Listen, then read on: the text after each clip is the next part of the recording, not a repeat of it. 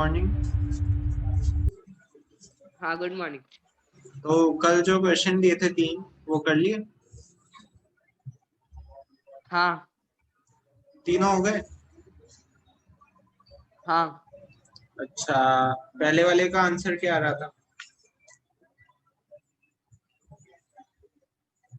पहले वाले का आंसर आ रहा था 100/T1 + T2। 100/T1 + T2। एक सेकंड, कौन सा पहला वाला क्वेश्चन? एक सेकंड देखता हूँ मैं। पहला वो वाला होगा ना, Rajinikanth goes to office from his home.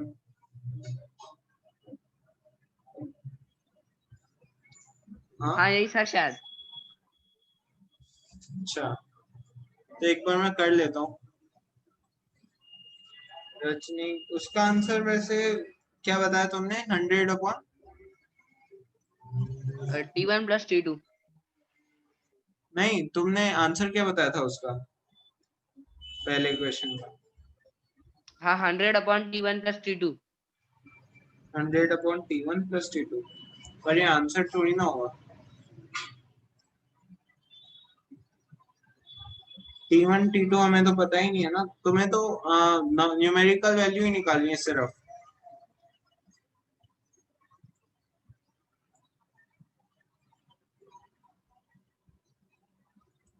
Hello. Hello. हाँ तो मैं कह रहा था कि ये आंसर थोड़ी ना हुआ। तुमने निकाला आंसर 100। कोई तुमने हाँ निकाला। इसका आ गया पर मेरे से सॉल्व नहीं हो रहा। सॉल्व नहीं हो रहा? तो फिर ठीक है, मैं बता रहा हूँ। 100/T1 + T2। देखो,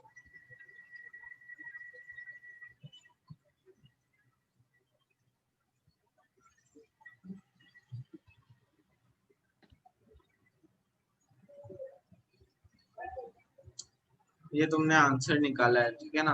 तो मैं बताता हूँ क्या। तो पहला क्वेश्चन क्या था कि Rajinikanth goes to office from his home with speed of 60 km/h। ठीक है ना? तो फिर वो, ये उसका होम है। तो फिर यहाँ से वो गया ऑफिस। ये इसका ऑफिस हो गया, इसे होम मानो चलो। ये इसका होम है और ये इसका ऑफिस है, ठीक है? तो फिर ये होम से ऑफिस गया रजनीकांत, ठीक है? तो ये किस स्पीड से गया? 60 km/h, ठीक है? और ये फिर ऑफिस से वापस से लौटा घर, क्योंकि ऑफिस बंद था। तो फिर लौटा कितनी स्पीड से? लौटा ये 40 km/h,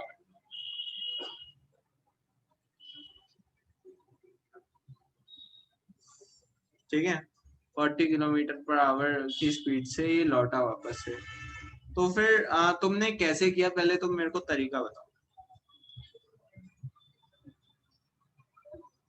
total distance upon total time करके फिर 60 + 40 कर दिया और नीचे T1 + T2 कर दिया। नहीं, पर ये सही तरीका थोड़ी ना हुआ। देखो, total distance upon total time होता है, तो फिर 60 तो स्पीड है ना। 60 और 40 स्पीड है, वो डिस्टेंस थोड़ी ना दे रखा है। तुमने तो कर दिया total velocity upon total time, जबकि फॉर्मूला होता है total distance upon total time. देखो, मैं बताता हूँ।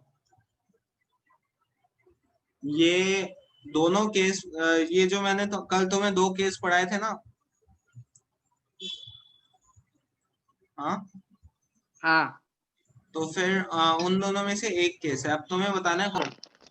तो अब तुम बताओ, ये दोनों केसेस में से जो मैंने तुम्हें कल पढ़ाए थे, उन दोनों केसेस में से कौन सा केस है ये वाला?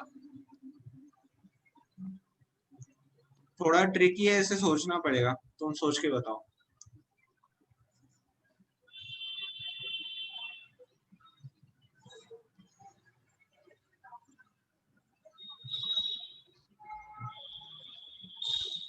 मेरे ख्याल से फर्स्ट वाला केस। फर्स्ट वाला कौन सा? वो distance of particle is stabbed in equal path interval. बिल्कुल, बिल्कुल सही बोला तुमने। क्यों है ऐसा, एक बार रीजन दो।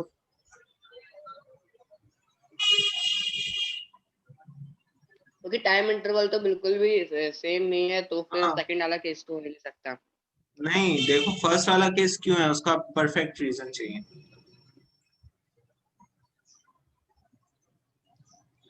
हाँ, क्योंकि मतलब उसका पाथ इंटरवल यानी मतलब पाथ तो सेम ही था, बस हाँ वो वापस आके।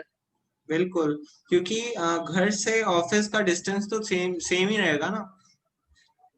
जैसे अगर घर से ऑफिस का डिस्टेंस मान लो 5 किलोमीटर है, तो फिर घर से वहां पे जाएगा तो भी 5 किलोमीटर ही ट्रेवल करेगा, और ऑफिस से घर आएगा तो भी 5 किलोमीटर ही ट्रेवल करेगा। तो इसका मतलब ये हुआ कि 60 किलोमीटर पर आवर की स्पीड से वो 5 किलोमीटर चल रहा है, और 40 किलोमीटर पर आवर की स्पीड से भी वो 5 किलोमीटर ही चल रहा है। समझे? हाँ। तो वो वाला फॉर्मूला लगाओ एक बार, केस वन वाला।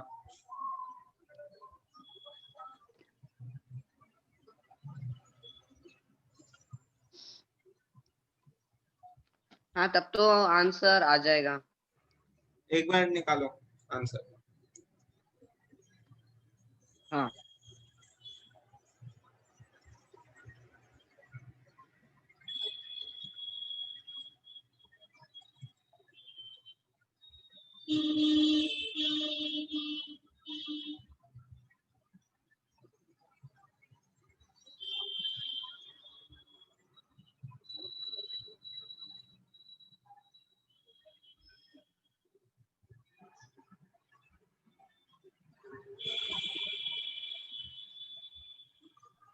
फोर्टी एट आंसर आ रहा है। हाँ 48 ही है, सही है। तो इसे ऐसे करना है, ट्रिकी था थोड़ा सा, फिर भी आना चाहिए था। चलो अच्छा है। चलो अब नेक्स्ट क्वेश्चन करते हैं हम। नेक्स्ट वाला एक बार में नेक्स्ट वाले का आंसर क्या है एक बार बताना।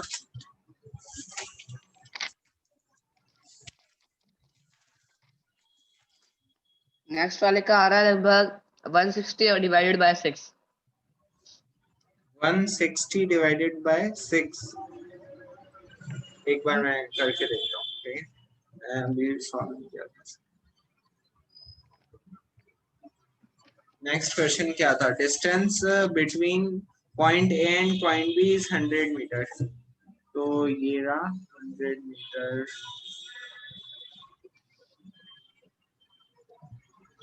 इन दोनों के बीच में ये ए है, ये बी है। चेक कर लेना एक बार सही किए हैं, ठीक है? तो a particle completes this distance in two equal path intervals, ठीक है? तो टू इक्वल पाथ इंटरवल्स यानी कि ये 50 मीटर पाथ इंटरवल एक ये, एक यहाँ पे 50। इसे बनाने की जरूरत नहीं है, वैसे पता ही चल रहा है। जब इक्वल पाथ इंटरवल इसने बोला है तो फिर इक्वल पाथ इंटरवल वाला फॉर्मूला लगेगा इसके लिए। A particle completes this distance in two equal path intervals with speed 20 meters per second and 40 meters per second respectively. Then find the average speed. तो इसमें वही वाला फॉर्मूला लगेगा अपना, वो कौन सा? फिर हम लगा लेते हैं 2 इंटू कितना है, 20 और 40 है ना, 20 इंटू 40 बाय 60, ठीक है? तो जाएगा ये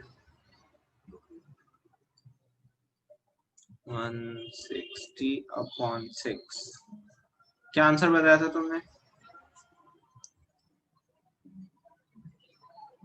मेरा आ रहा था 160 डिवाइडेड बाय 6। सही है, बिल्कुल यही है इसका आंसर। इसे काट भी सकते हो, 180/3 आ जाएगा, बात एक ही है। सही है। चलो, और एक लास्ट क्वेश्चन दिया था, उसका आंसर क्या आ रहा था? तीसरा था, कार वाला था एक क्वेश्चन।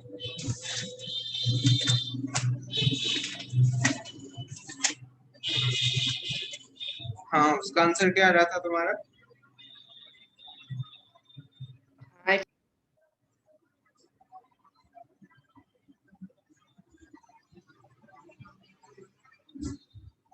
हेलो।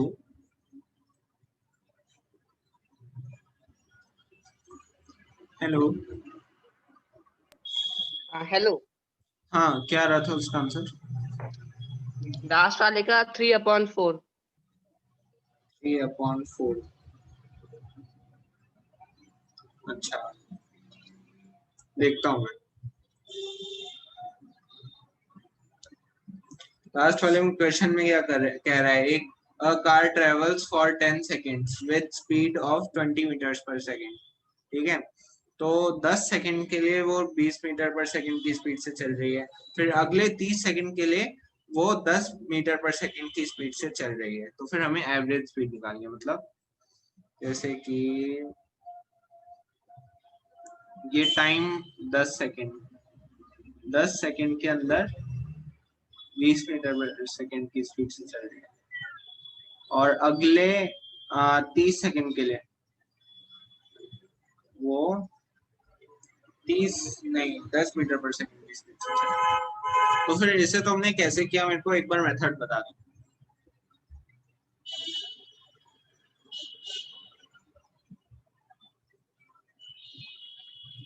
मतलब वही 20 + 10 डिवाइडेड बाय 10 + 30। 20 + 10 divided by 10 + 30। देखो तुम बार बार गलत कर रहे हो। ये स्पीड दे रखी है हमें मीटर पर सेकंड।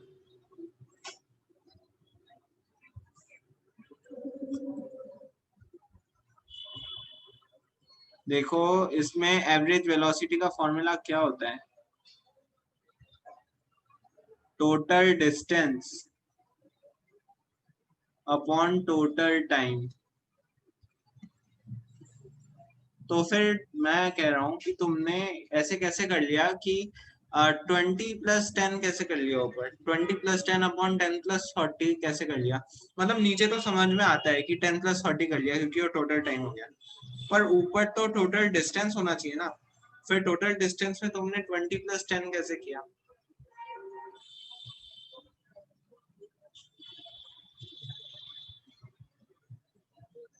20 + 10 मतलब ऊपर तो टोटल डिस्टेंस पहले तुम्हें निकालना पड़ेगा। अब बताओ तुम कैसे करो। हाँ, अब कैसे करोगे एक बार बताओ, नहीं तो मैं बताऊं।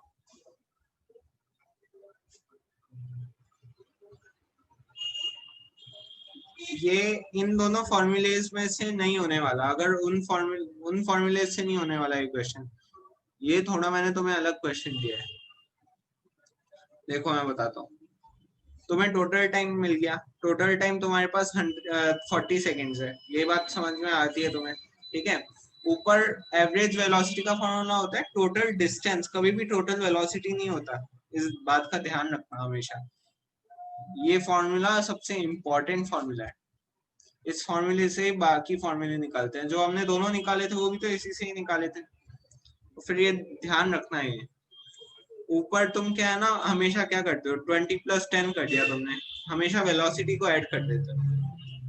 तो फिर वेलोसिटी हमें दे रखी है, जैसे कि हमें वेलोसिटी दे रखी है, हमें डिस्टेंस निकालना है यहाँ से लेकर यहाँ तक का। तो हम डिस्टेंस कैसे निकालेंगे, पहले हम यहाँ से लेकर यहाँ तक का डिस्टेंस निकालेंगे, ओ से ए तक का डिस्टेंस निकालते हैं हम पहले, फिर ए से बी तक का निकालेंगे। तो डिस्टेंस फ्रॉम ओ टू ए ये निकालना है हमें। तो क्या होगा तुम बताओ।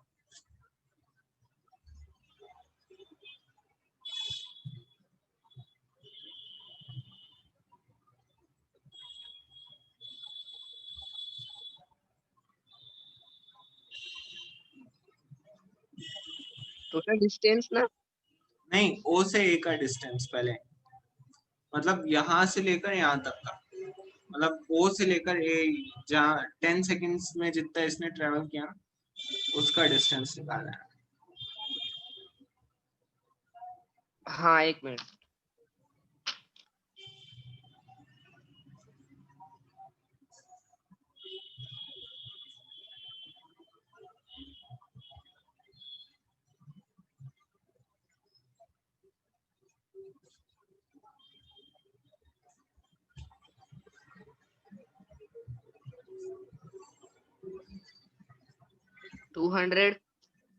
बिल्कुल। कैसे किया? स्पीड मतलब डिस्टेंस इक्वल्स टू स्पीड मतलब इनटू वही टाइम। मतलब स्पीड का वो वहां पे पुट कर दिया और बाकी टोटल डिस्टेंस फिर नीचे से 10 को 20 से मल्टीप्लाई कर दिया। हाँ, तो फिर इसलिए ओ से ए का डिस्टेंस हमारे पास डिस्टेंस आ गया। 200 आ गया। ठीक है, हाँ अब तुम्हें ए से बी का डिस्टेंस निकालना है, distance of A to B.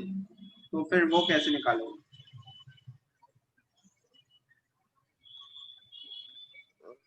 वो भी सेम ऐसा से 300 आ जाएगा। 300 आ जाएगा, बिल्कुल। तो अब तुम बताओ मेरे को एवरेज स्पीड बताओ मेरे को, एवरेज स्पीड की वैल्यू बताओ। हाँ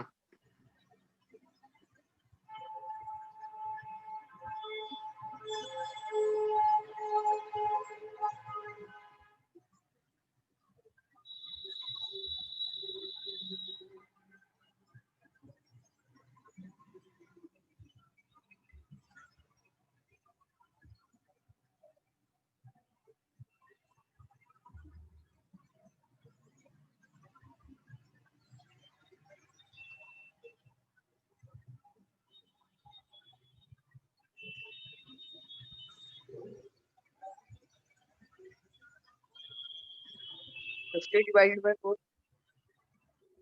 50 डिवाइडेड बाय 4, बिल्कुल सही। 50 डिवाइडेड बाय 4 कितना होता है? 12.5 समथिंग होता है, तो फिर 12.5 मीटर पर सेकेंड। सही निकाल लिया हाँ तुमने। तो फिर ये बात तुम्हें ध्यान रखनी पड़ेगी कि फॉर्मूला तुम्हें ये सबसे हाँ वो इम्पोर्टेंट। डिस्टेंस समझ में आ रहा था गलती से। हाँ, तो एक बार सबसे पहले क्या है ना, क्वेश्चन को अच्छे से पढ़ो, उसका पूरा मतलब समझो, फिर एक बार मन में दोहराओ कि क्वेश्चन हमसे क्या कहना चाहता है।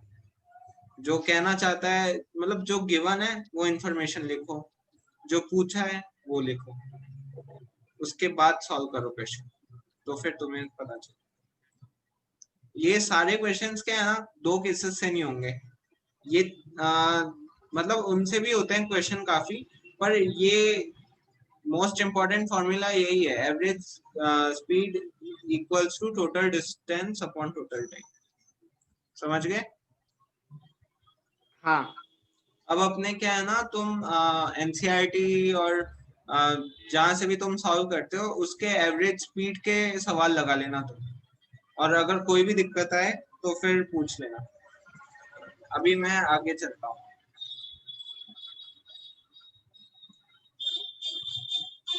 ठीक है, हाँ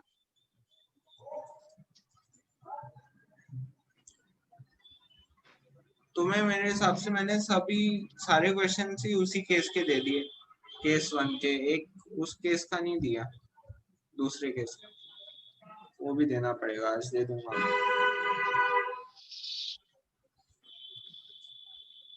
ठीक है, चलो ये क्या आ गया?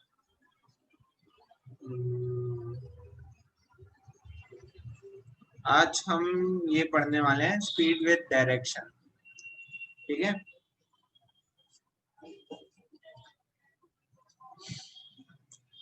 हाँ तो आ, एक बात मैं तुम्हें पहले बता देता हूँ। देखो, थोड़ा सा रिवीजन ही करा रहा हूँ एक तरह से। दो क्वांटिटीज होती हैं, एक होती है क्वांटिटीज, क्या है? हम्म,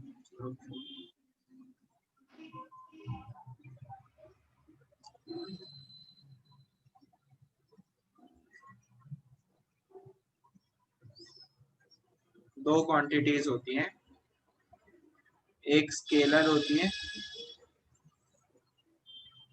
एक वेक्टर होती है।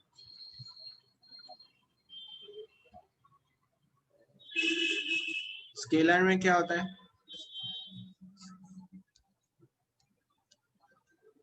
हम्म, हाँ एक सेकेंड।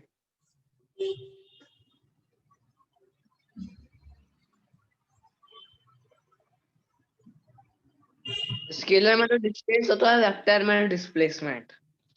नहीं, मतलब स्केलर क्वांटिटी किसे कहते हैं? मतलब जिसमें नो डायरेक्शन। बिल्कुल, only, no direction, only magnitude. सिर्फ मैग्नीट्यूड।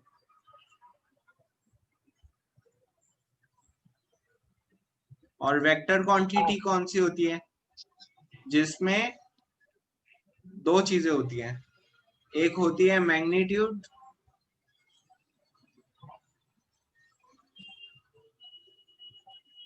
और उसके साथ होती है मैग्नीट्यूड प्लस डायरेक्शन।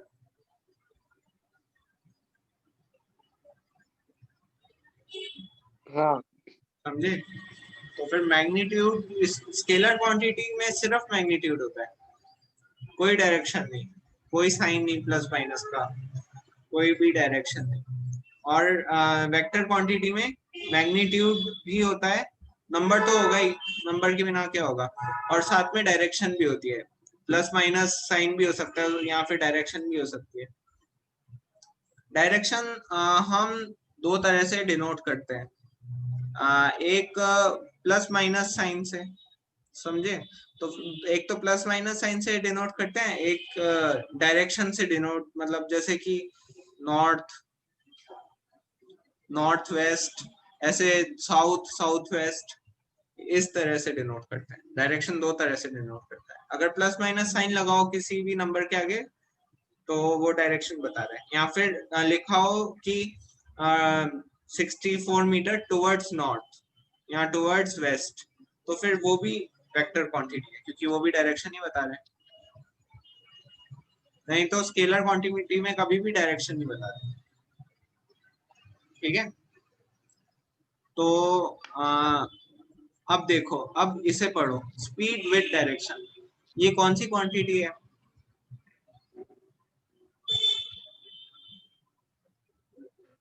हाँ ये जो लिखा हुआ है स्पीड विद डायरेक्शन, इससे तुम्हें क्या समझ में आ रहा है कि ये कौन सी क्वांटिटी होगी? ये वेक्टर। वेक्टर होगी, क्योंकि स्पीड में मैग्नीट्यूड तो हो गई और डायरेक्शन लिखा ही हुआ है उसमें विद डायरेक्शन, यानी कि उसके पास दोनों है, मैग्नीट्यूड भी और डायरेक्शन भी है, यानी कि this is a vector quantity. और speed with direction is called, उसे कहते हैं हम वेलोसिटी। वेलोसिटी, ठीक है? तो हमारे पास अभी तक स्केलर क्वांटिटी और वेक्टर क्वांटिटी के कौन कौन से एग्जांपल हो गए? स्केलर क्वांटिटी के दो एग्जांपल हो गए हमारे पास, कौन कौन से?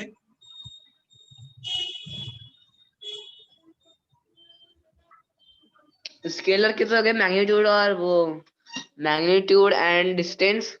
नहीं देखो, मैग्नीट्यूड कोई एग्जांपल थोड़ी ना है, मैग्नीट्यूड तो देखो, स्केलर क्वांटिटी के दो एग्जांपल हुए हैं, एक तो डिस्टेंस और एक क्या बोलते हैं वो, एक डिस्टेंस हुआ एक स्पीड हुआ। स्पीड भी एक वही तो क्वांटिटी है, स्केलर क्वांटिटी है ना स्पीड।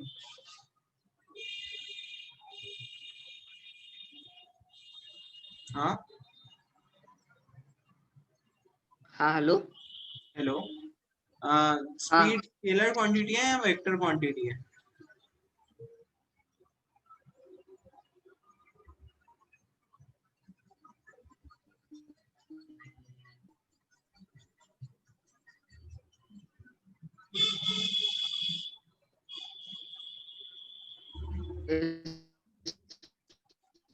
देखो,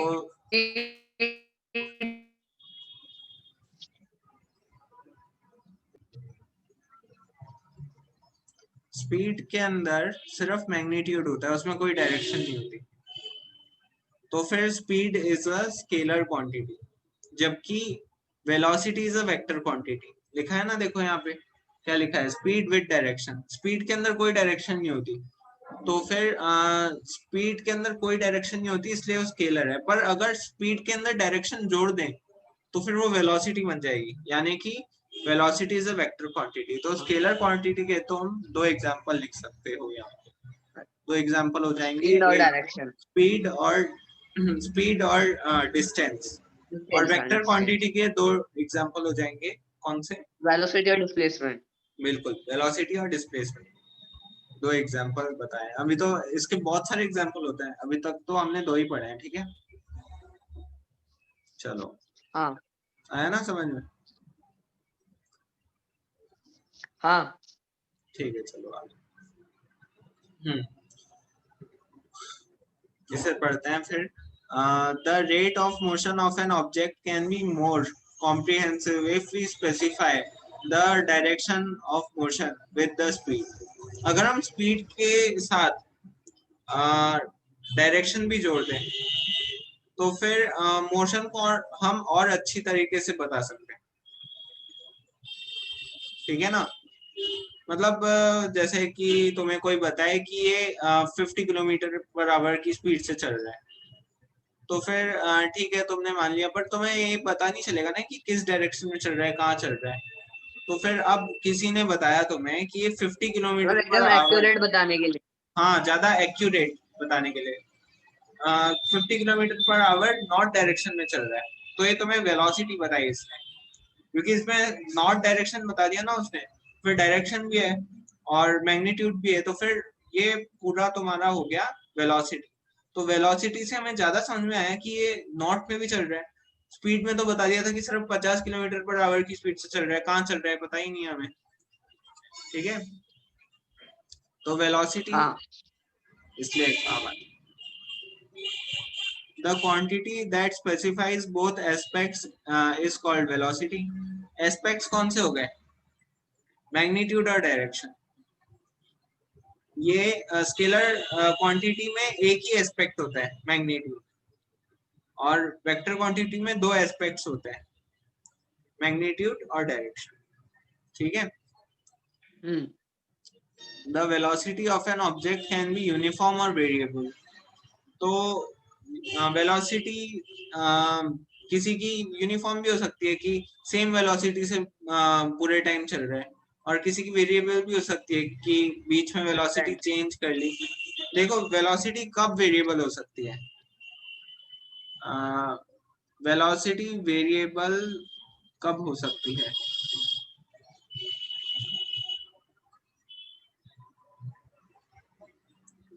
वेरिएबल वेलोसिटी तब होती, यहाँ तो दो कंडीशन है, तब तीन कंडीशन में वेलोसिटी वेरिएबल हो सकती है, ठीक है ना।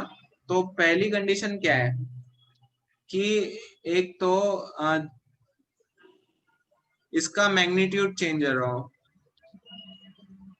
मैग्नीट्यूड चेंजिंग, मतलब वेलोसिटी वेरिएबल एक कंडीशन में तब हो सकती है कि उसका मैग्नीट्यूड चेंज हो रहा हो, जैसे कि 50 kilometre per hour north direction में चल रही है, फिर 60 किलोमीटर पर आवर, फिर एक मिनट बाद वो 60 kilometre per hour north direction में चलने लग गई, फिर उसके एक मिनट बाद वो 70 kilometre per hour north direction में चलने लग गई। तो एक ये केस हो सकता है वेरिएबल वेलोसिटी का, ठीक है, समझ में आई बात। हाँ अब देखो इसमें मैग्नीट्यूड ही चेंज हो रहा है, डायरेक्शन हमेशा नॉर्थ की है ना, 60 किलोमीटर हाँ per hour north, 70 kilometre per hour north north, direction में चल रही है। हाँ डायरेक्शन सेम ही है पर मैग्नीट्यूड चेंज होता जा रहा है, 60 हो गया, 70 हो गया, 80 हो गया। तो फिर इसमें समझ गए ना तुम, तो फिर हाँ इसलिए एक ये केस हो गया, ठीक है। दूसरा केस क्या होता है कि इसकी डायरेक्शन चेंज हो रही है,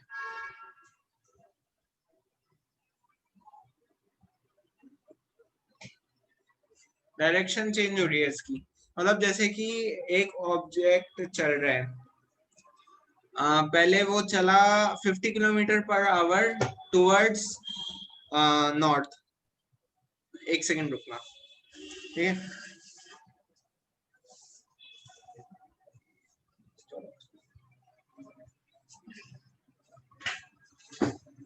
हाँ तो डायरेक्शन चेंज हो रही है दूसरे केस में। दूसरा केस ऐसा हो सकता है कि कोई ऑब्जेक्ट चल रहा है, पहले 50 kilometre per hour towards north चल रहा है, ठीक है, फिर 50 किलोमीटर पर आवर, फिर एक मिनट बाद वो 50 kilometre per hour towards south चलने लग गया, फिर एक मिनट बाद वो 50 kilometre per hour towards east चलने लग गया, समझ गए। उसका मैग्नीट्यूड सेम है, हमेशा हमेशा सिर्फ 50 किलोमीटर ही चल रहा है, मतलब हमेशा उसकी वेलोसिटी 50 किलोमीटर पर आवर ही है, समझ रहे हो ना?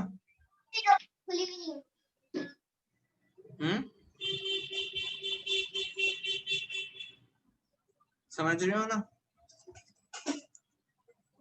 हमेशा उसकी वेलोसिटी 50 किलोमीटर पर आवर ही है, पर मतलब हमेशा उसकी स्पीड 50 किलोमीटर पर आवर ही है, पर उसकी डायरेक्शन हमेशा चेंज होती जा रही है। 1 मिनट बाद उसकी साउथ होगी, 1 मिनट बाद उसकी ईस्ट होगी, 1 मिनट बाद वेस्ट होगी।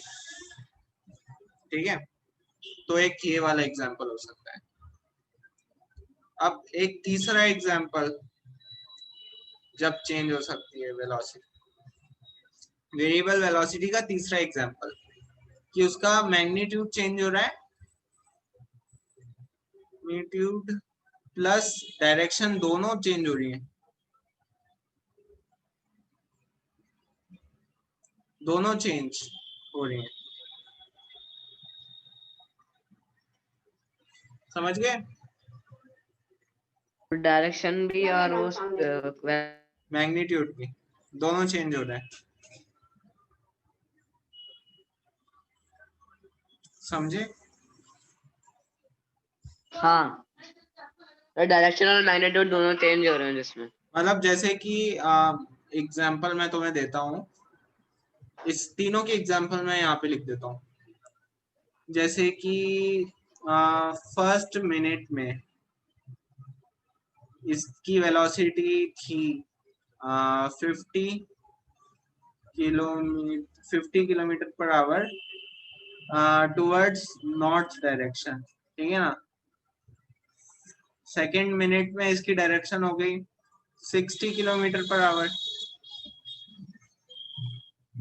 Towards north direction. मैं अभी देखो इसका एग्जांपल लिख रहा हूँ, मैग्नीट्यूड चेंज वाले का। मैग्नीट्यूड का, हाँ मैग्नीट्यूड चेंज हो गया, सिर्फ मैग्नीट्यूड चेंज हो रहा है, डायरेक्शन दोनों में नॉर्थ ही है, मैग्नीट्यूड चेंज हो रहा है। अब थर्ड मिनट में जैसे कि हो जाएगा, थर्ड में क्या हो जाएगा, थर्ड मिनट में ये 70 kilometre per hour towards north direction. Direction तीनों में सेम है, पर मैग्नीट्यूड चेंज होता जा रहा है। समझ गए? हाँ। तो ये एक तरह एक हो गया ये कि इसे भी वेरिएबल वेलोसिटी कह सकते हैं। अब वेरिएबल वेलोसिटी का दूसरा एग्जांपल मैं बताता हूँ। जैसे कि इसका डायरेक्शन चेंज हो रही है। अब इसमें देखो फर्स्ट मिनट में क्या हुआ, फर्स्ट मिनट में इसकी वेलोसिटी थी 50 किलोमीटर पर आवर नॉर्थ। ठीक है, सेकेंड मिनट में इसकी वेलोसिटी होगी 50 किलोमीटर पर आवर ईस्ट। ठीक है, और तीसरे मिनट में इसकी वेलोसिटी होगी क्या बोल सकते हैं हम, 50 किलोमीटर पर आवर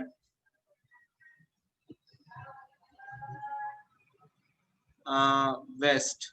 ऐसे समझ गए? मतलब इसकी डायरेक्शन बार बार चेंज होती जा रही है, पर इसका मैग्नीट्यूड सेम है, तीनों में 50 50 50। ठीक है, अब तीसरा एग्जांपल जिसमें मैग्नीट्यूड भी चेंज हो रहा है, डायरेक्शन भी चेंज हो रही है।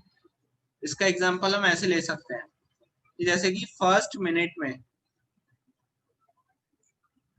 इसकी वेलोसिटी थी 50 किलोमीटर पर आवर नॉर्थ ले लो। सेकेंड मिनट में इसकी वेलोसिटी हो गई 60 किलोमीटर पर आवर, 60 किलोमीटर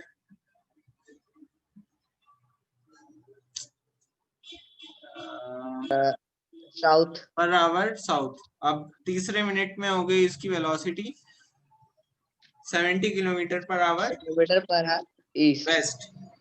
मतलब कुछ भी मान लो, 70 किलोमीटर पर आवर वेस्ट। मतलब इसमें दोनों चेंज हुई। देखो 50 से 60 हो गया, 70 हो गया, और डायरेक्शन भी चेंज हुई, नॉर्थ से साउथ हो गई, वेस्ट हो गई। जबकि देखो इसमें सिर्फ डायरेक्शन ही चेंज हुई, पहले नॉर्थ थी, फिर ईस्ट थी, फिर वेस्ट हो गई, जबकि 50 50 ही सब में रहा। अब इसमें देखो मैग्नीट्यूड चेंज में, इसमें वैल्यू चेंज हो गई, सबके मैग्नीट्यूड चेंज हो गए, 50 से 60 हो गया, फिर 70 हो गया, पर सबकी डायरेक्शन सेम नहीं, नॉट नॉट नॉट, ये होगी वेरिएबल वेलोसिटी। समझ गए? वेरिएबल वेलोसिटी इन 3 टाइप की हो सकती है।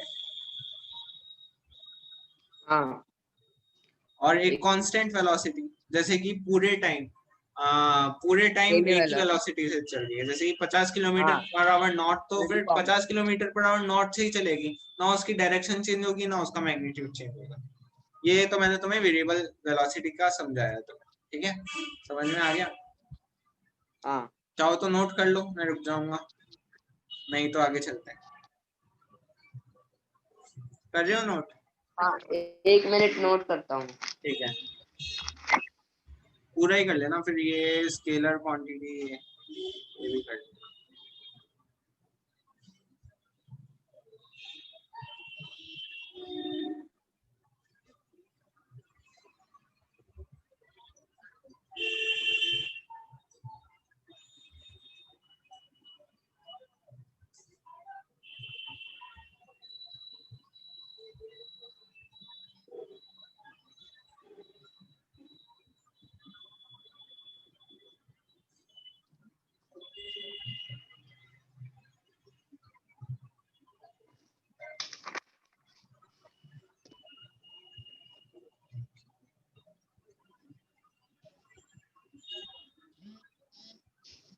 हाँ कर लिया?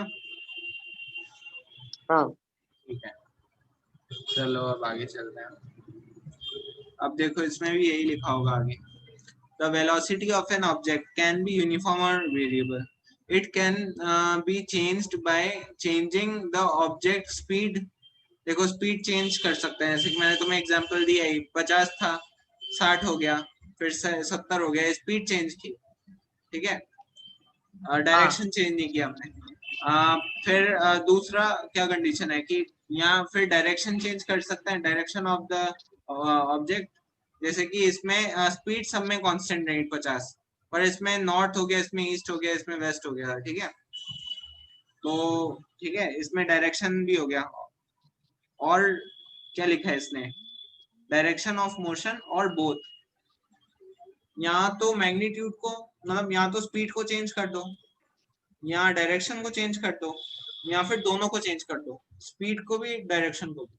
देखो स्पीड की जगह हम मैग्नीट्यूड भी बोल सकते हैं कि स्पीड में स्केलर क्वांटिटी होती है, तो फिर स्केलर क्वांटिटी में सिर्फ मैग्नीट्यूड ही तो होता है, तो फिर इसलिए हम स्पीड की जगह हम मैग्नीट्यूड भी बोल सकते हैं। दोनों बात एक। क्या कर रहे हैं? हाँ नहीं कुछ नहीं कुछ नहीं। अच्छा, तो तीसरी कंडीशन क्या बोली इसने, यहाँ तो इसने बोला ना changing object speed, direction of motion और बोथ, यहाँ दोनों को ही चेंज कर दो। जैसे कि थर्ड एग्जांपल, कि पहले मिनट में 50 स्पीड थी और नॉर्थ डायरेक्शन में चल रहा था, पर दूसरे मिनट में 60 स्पीड हो गई और साउथ डायरेक्शन में चल रही। तो ये ऐसे एग्जांपल यही लिखा हुआ है इसने यहाँ, तो मैंने तुम्हें अभी समझा, हाँ ठीक है? अब चलो आगे। When an object is moving along a straight line at a variable speed, we can express the magnitude of its rate of motion in terms of average velocity. Object is moving along a straight line at variable speed. We can express the magnitude of its rate.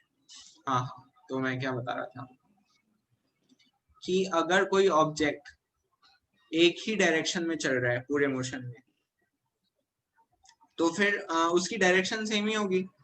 Object is moving along straight line line at a variable speed. We can express the magnitude of its rate of motion in terms of average velocity. जैसे कि मैंने तुम्हें speed में बताया था कि मान लो अगर सेम ही डायरेक्शन में कोई ऑब्जेक्ट चल रहा है, पर उसका मैग्नीट्यूड चेंज होते जा रहा है, जैसे कि 50 किलोमीटर पर आवर नॉर्थ में चल रहा है वो, फिर फिर 60 हो गया कभी, फिर बीच में फिर 40 हो गया, फिर 70 हो गया, फिर 30 हो गया, उसका मैग्नीट्यूड चेंज होते जा रहा है, पर उसकी डायरेक्शन सेम ही है, नॉर्थ। समझ गए?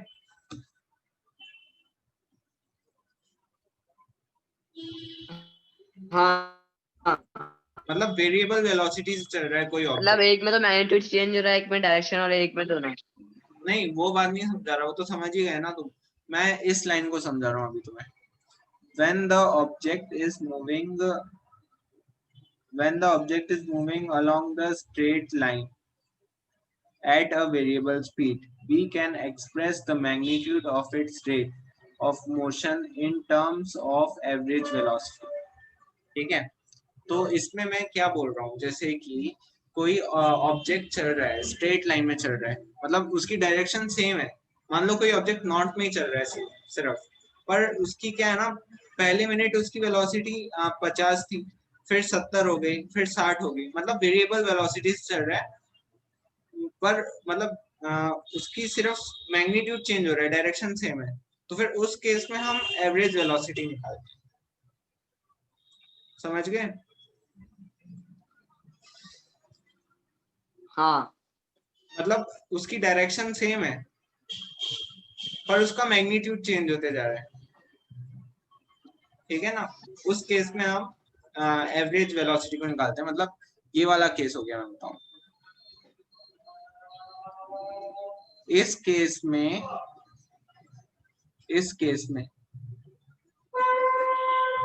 हम एवरेज वेलोसिटी को निकालते हैं। ठीक है, और एवरेज वेलोसिटी को निकालने का तरीका सेम है जो हमने वहां पे पढ़ा। एवरेज स्पीड पढ़ी ना हमने, एवरेज स्पीड पढ़ी ना। तो फिर एवरेज स्पीड में जो फॉर्मूले पढ़े तुमने, दो फॉर्मूले पढ़े, मतलब दो केसेस पढ़े, वही है बस, और कुछ भी नहीं है। एवरेज देखो, इसमें ही देख लो तुम, it can be calculated average in the velocity same way. मतलब वही है u प्लस v अपॉन 2। हाँ, u प्लस वी अपॉन 2। वो जो मैंने तुम्हें दो केसेस बताए थे, ये मैं बताऊं ना, ये अलग चीज है, इसे हम बाद में देखेंगे।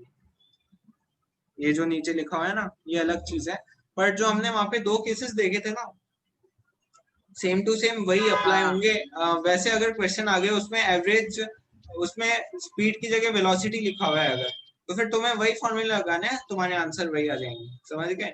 कोई प्रॉब्लम नहीं है इसमें। It can be calculated in the same way हाँ। As we calculated average speed. तो फिर एवरेज वेलोसिटी का फॉर्मूला पर इसमें एक डिफरेंस आ जाएगा। एवरेज वेलोसिटी का मैं फॉर्मूला यहाँ पे लिख रहा हूँ। Average velocity equals to total displacement हो जाएगा इस बार। डिस्प्लेसमेंट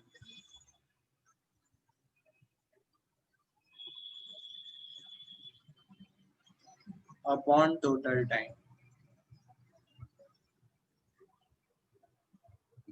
इसे तुम लिख लो कि एवरेज वेलोसिटी का फॉर्मूला हो जाएगा टोटल सेकंड डिस्प्लेसमेंट। केस का फॉर्मूला है। नहीं, ये फॉर्मूला है, मतलब मेन फॉर्मूला है इसका। Average velocity equals to total displacement upon total time. फिर वो वाला फॉर्मूला कौन सा है, वो बुक में दे रखा है जो? बुक में वो मैं अभी बताऊंगा, क्योंकि ये पहले तुम लिख लो, हाँ क्योंकि ये सबसे इम्पोर्टेंट फॉर्मूला है, ये तुम्हें आना चाहिए, इससे ही वो बताऊंगा। Average velocity equals to total displacement upon total time. देखो तुम वो डिफरेंस समझ रहे हो एवरेज स्पीड और एवरेज वेलोसिटी में? जो एवरेज वेलोसिटी, एवरेज स्पीड होती है, उसमें होता है total distance upon total time. उसमें टोटल डिस्प्लेसमेंट है। इसमें टोटल डिस्प्लेसमेंट है, total displacement upon total time. पहले तुम्हें डिस्प्लेसमेंट निकालना पड़ेगा, अगर नहीं दे रखा है तो फिर तुम्हें डिस्प्लेसमेंट हाँ निकालना पड़ेगा। उसके बाद तुम ये अप्लाई कर सकते हो। और तुमने दो केसेस पढ़े ही हैं, मैंने तुम्हें कल पढ़ाए थे, तो उसमें वही फॉर्मूले अप्लाई होंगे जो मैंने तुम्हें पढ़ाए थे। केस वन में वही formula, 2v into u by v plus u. First case में वही फॉर्मूला होगा, और सेकंड केस में फॉर्मूला होगा v plus u by two, वो सेम फॉर्मूले होंगे। अब ये क्या है ना, ये अलग चीज है, जो ये नीचे लिखी हुई है ना, ये नई चीज है, मैं बताता हूँ अभी।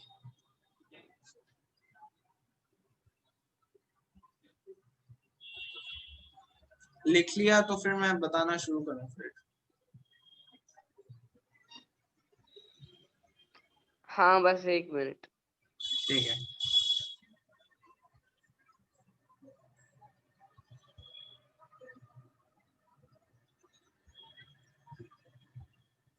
हाँ जैसे देखो यहाँ पे लिखा है ना, average speed total distance travelled upon total time. हाँ, तो फिर इसमें एवरेज वेलोसिटी अगर होगा तो फिर टोटल डिस्प्लेसमेंट हो जाएगा बस यहाँ, है ना। डिस्प्लेसमेंट। ये बहुत इंपॉर्टेंट बात है, ये सबसे इम्पोर्टेंट बात है जो इन्होंने नहीं लिखी हुई है, ये बहुत गलत बात है, इन्होंने नहीं लिखी है, लिखनी चाहिए थी बात। टोटल डिस्प्लेसमेंट होगा बस, एवरेज वेलोसिटी।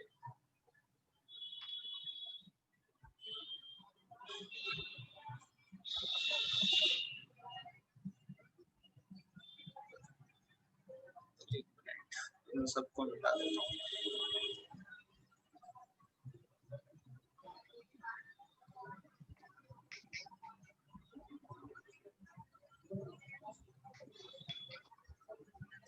आगे चलें? हाँ ठीक है, चलो चलते हैं फिर।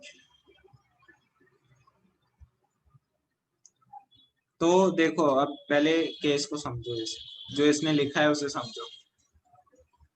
इसने क्या लिखा है, हाँ in case the velocity of an object is changing eight uniform rate, the average velocity is given by arithmetic mean of initial velocity and final velocity of an object for a वो given period of time. Screen screen पे अभी तक वही आ रहा है बस। हाँ हाँ हाँ अब दिखाई दे रहा है? हाँ हाँ हाँ ठीक है ना। तो फिर इस लाइन से हम ये समझे, एक बार वापस से पढ़ देता हूँ। In case the velocity of an object is changing at uniform rate, मतलब यूनिफॉर्म रेट से वेलोसिटी चेंज होते जाएगी। The average velocity is given by arithmetic mean of initial velocity and final velocity of a given time period. ठीक है। अच्छा, तुमने acceleration तो पढ़ा ही होगा ना, तुम्हें स्कूल में पढ़ाया होगा। हाँ एक्सीलरेशन में क्या होता है?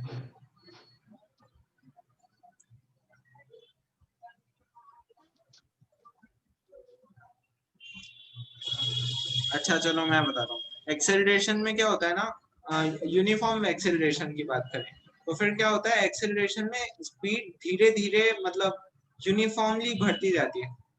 चलो अभी एक्सेलरेशन को छोड़ते हैं, हम केस लेते हैं। एवरेज वेलोसिटी हमें तभी निकालनी पड़ती है जब नॉन यूनिफॉर्म।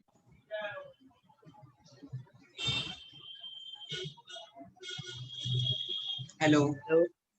यार, आज नेटवर्क में बहुत दिक्कत हो रही है, सॉरी वो थोड़ा हो गया था। हाँ तो कहाँ हाँ पे थे हम? देखो ये जो अभी एवरेज वेलोसिटी का मैं तुम्हें फॉर्मूला नया बताने वाला हूँ, तो फिर इसका केस पहले समझना जरूरी है, किस केस में इसे हम यूज करेंगे। तो फिर ये देखो हम इस केस में ये इस ये केस बताता हूँ।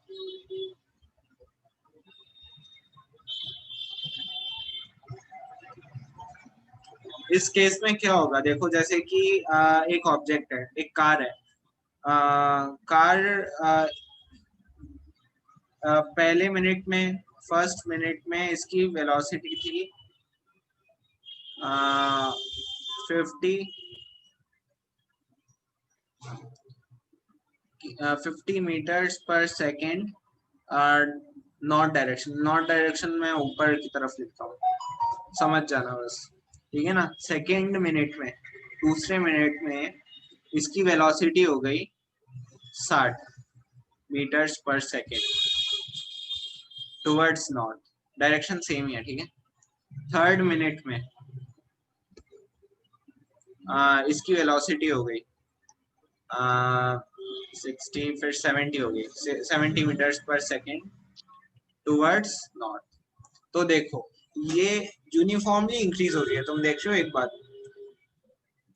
कि हाँ 50 10 से सेकंड का ही गैप आ रहा है। 10 सेकंड का ही गैप आ रहा है। अगर 20 सेकंड का हाँ गैप आ जाएगा तो मैं अभी जो तुम्हें फॉर्मूला बताने वाला हूँ उसे हम यूज नहीं कर सकते। तो इस फॉर्मूला को यूज करने के लिए मोशन ऐसा होना चाहिए कि धीरे धीरे मतलब इक्वल इंक्रीज हो वेलोसिटी में, इक्वल टाइम इंटरवल में। टाइम इंटरवल इक्वल होना चाहिए। मतलब 1 मिनट में 10 मीटर पर सेकेंड ही वेलोसिटी इंक्रीज हो रही है। 1 मिनट में हमेशा 10 मीटर पर सेकेंड इंक्रीज हो रही है। मतलब कभी हाँ ऐसा नहीं मतलब होगा कि 1 मिनट में एक बार तो 10 मीटर पर सेकेंड इंक्रीज हो गई फिर 20 हो गई। एक बार 20 बार। हमेशा इक्वली इंक्रीज होगी। समझ गए? हाँ इक्वल डिस्टेंस इक्वल टाइम। तो फिर इस केस में देखो आ, मैं इसकी डेरिवेशन मतलब इसका डायरेक्ट फॉर्मूला मैं अगर तुम्हें बताऊं तो डायरेक्ट फॉर्मूला तो इसका देखो ये है। इस केस में आ, ये इसका डायरेक्ट फॉर्मूला जो है वो है average velocity equals to v plus u by 2। This is the direct formula. पर अगर मैं तुम्हें इसे प्रूव करके बताऊं तो हाँ मतलब जो एनसीईआरटी में दे रखा है।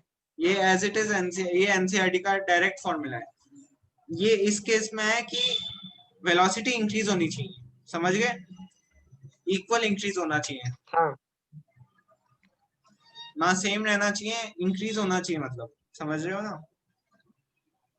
हाँ तो इस केस में है ये फॉर्मूला।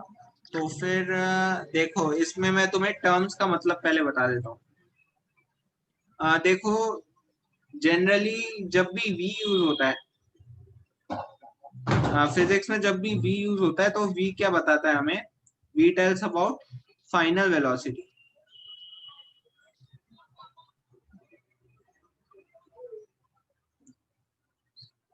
ठीक है? और u हमें बताता है इनिशियल वेलोसिटी।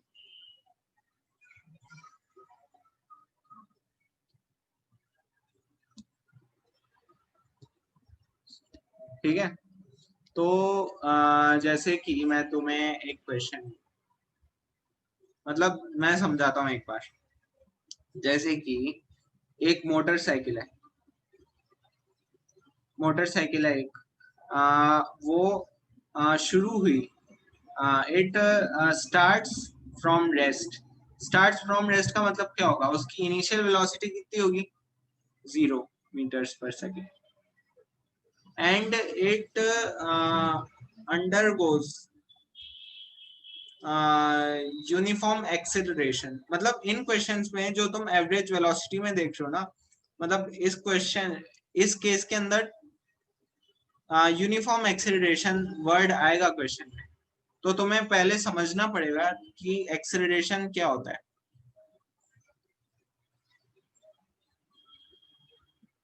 समझ रहे हो ना? एक्सेलरेशन मतलब स्पीड का इंक्रीज होना या वेलोसिटी का इंक्रीज होना। ठीक है? अभी मैं तुम्हें जरा सा ही समझा रहा हूँ। तो फिर समझो एक्सेलरेशन का मतलब क्या होता है? इंक्रीज होना। एक गाड़ी में होता है ना एक्सेलरेटर, तुम्हें याद पता हो तो गाड़ी में। हाँ तो फिर एक्सेलरेटर का जब भी हम एक्सेलरेटर को दबाते हैं तो फिर गाड़ी की स्पीड तेज होती है। तो फिर उसका नाम ही इसलिए पड़ा है क्योंकि एक्सेलरेशन का मतलब होता है स्पीड इंक्रीज होना या फिर वेलोसिटी इंक्रीज होना। तो फिर एक्सेलरेशन का मतलब है कि स्पीड का इंक्रीज होना। जैसे कि 1 मिनट में 50 मीटर पर सेकेंड थी तो फिर दूसरे मिनट में 60 मीटर पर सेकेंड हो गई। पर देखो एक्सेलरेशन भी दो टाइप के हो सकते हैं, एक यूनिफॉर्म एक नॉन यूनिफॉर्म। जैसे कि नॉन यूनिफॉर्म एक्सेलरेशन का एग्जांपल हो जाएगा कि पहले मिनट में स्पीड 50 मीटर पर सेकेंड थी, दूसरे मिनट में 60 हो गई, तीसरे मिनट में फिर 80 हो गई, मतलब पहले मिनट तो वो 1 मिनट ही बढ़ी, मतलब 10 मीटर पर सेकंड ही बढ़ी, दूसरे मिनट वो 20 मीटर पर सेकंड बढ़ गई, फिर तीसरे मिनट 40 बढ़ गई। इसे कहते हैं non uniform acceleration. Uniform acceleration वो होता है जिसमें हमेशा सेम अमाउंट ऑफ स्पीड बढ़ती है, मतलब जैसे कि 10-10 मीटर पर सेकंड ही बढ़ रही है हमेशा, इसे कहते हैं हम यूनिफॉर्म एक्सेलरेशन। ठीक है, तो फिर अगर क्वेश्चन में आए कि इन मतलब a motorcycle accelerates from rest to 5 metre पर second, then find the average velocity. तो इसके अंदर क्या मतलब हुआ कि एक मोटरसाइकिल है, एक्सेलरेट्स फ्रॉम रेस्ट, मतलब पहले रेस्ट पे थी वो, उसकी वेलोसिटी 0 मीटर पर सेकेंड थी, फिर वो बढ़ते बढ़ते 5 मीटर पर सेकेंड हो गई। तो इसका हमें निकालनी है एवरेज वेलोसिटी। तो हम इसे कैसे निकालेंगे? Average velocity equals to v plus u, मतलब फाइनल वेलोसिटी हमारे पास, जो फाइनल वेलोसिटी हुई हमारे पास, फाइनल कितनी हुई हमारे पास 5, और इनिशियल वेलोसिटी u हो गया, तो फिर इनिशियल वेलोसिटी कितनी हुई हमारे पास 0 बाय t, मतलब बाय 2। ठीक है ना, तो दिस इज द फॉर्मूला। तो कितना हो जाएगा तुम्हारे पास? ये हो जाएगा 2.5 मीटर्स पर सेकेंड। ठीक है, हाँ एक सवाल का एग्जांपल दे दिया मैंने तुम्हें, पर ये क्या है ना, इन्हें बिल्कुल गलत टाइम पे ये चीज पढ़ाई है, क्योंकि अभी इन्होंने एक्सेलरेशन पढ़ाया ही नहीं है। बिना एक्सेलरेशन पढ़ाए तुम्हें ये बता दिया, इसमें एक्सेलरेशन की जरूरत होती है, समझ। मैंने तुम्हें थोड़ा बहुत समझा ही दिया एक्सेलरेशन, इसे नोट करना है तो कर लो। हाँ ये मैं यहाँ पे लिख देता हूँ, दिस इज यूनिफॉर्म एक्सेलरेशन।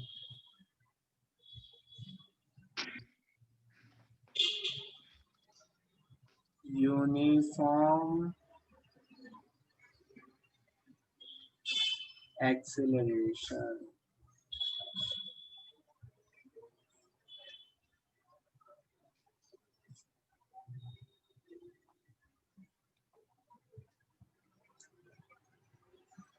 तो आज हम खत्म करते हैं भाई। हाँ,